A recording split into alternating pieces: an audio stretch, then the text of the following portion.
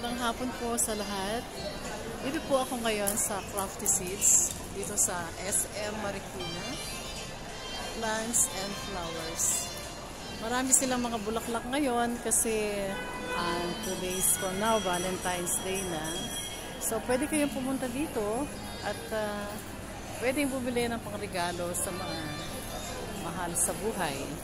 At ito ang may-ari ng Crafty Seeds, si Pao. Nakita niyo naman kung ano yung ganda ng mga bulaklak kasi ganda niya. Nakaka-pressure po. Thank you, Pao. Salamat. Maraming salamat Ito po. sa SM. Visit our store. Especially this coming Valentine's. Marami po kami mga affordable flowers, arrangements. We have fabric flowers, we have dried flowers, we have fresh flowers. Lahat po ng bulaklak meron kami. And we also have plants. Kaya visit our store. Thank you so much po. We are open 10 a.m.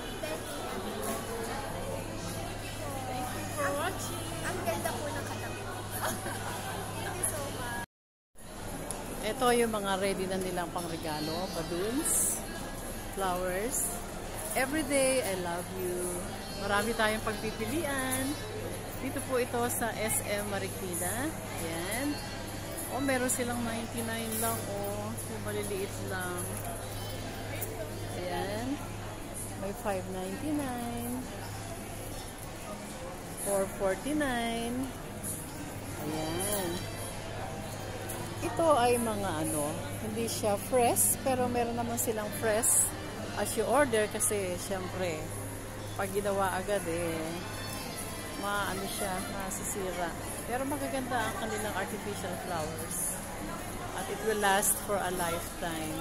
Ito, ang ganda rin ito. Ayan. May 6.99, iba-ibang presyo, iba-ibang yari. Ayan. Meron din silang mga plants for sale. Ayan. Marami tayong pagpipilian. Magaganda mga indoor plants. Ayan. Ito mga hanging plants. Dito lang to sa SM Marikina.